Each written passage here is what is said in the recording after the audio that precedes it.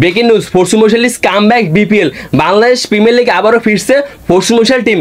Fortune Barishal ভাই যত fan match তারা যদি একবার বিপিএলটাকে বয়কট করে যায় তাহলে ভাই বিপিএল এর কোনো মানেই থাকবে না। ফরচুন বরিশাল টিম ভাই একটা ফেমাস টিম, তারা ভাই টানা 2বার চ্যাম্পিয়ন হয়েছে।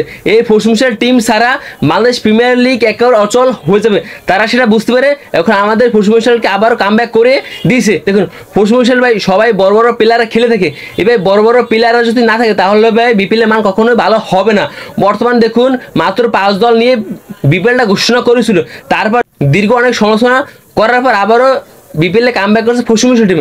দেখুন ফরচুন বরিশাল টিম এখনো কাম ব্যাক করে নাই ভাই, কাম ব্যাক করার একটা দারুণ সম্ভাবনা আছে। আর এই দেখুন ফরচুন বরিশাল নিচুতেই কাম ব্যাক করবে এই বাংলাদেশ প্রিমিয়ার লিগে, কারণ দেখুন ফরচুন বরিশাল টিম ছাড়া বিপিএল অচল, এটা অনেক গণমাধ্যম থেকে আমি দেখতে পাচ্ছি। আর দেখুন কুমিল্লা ভিক্টোরিয়ান্স এবার এই বিপিএল এর দল পান, দেখুন কুমিল্লা ভিক্টোরিয়ান্স তারা 3বার চ্যাম্পিয়ন হচ্ছে। দেখুন বাংলাদেশ প্রিমিয়ার লিগে ভাই দেখুন বড় বড় ভাই টিমগুলি এখন বিপিএল এ থাকতেছে না, তাহলে ভাই বিপিএল এর মাঠটা কেমনে পারবে সেটা তারা বুঝতে পারে।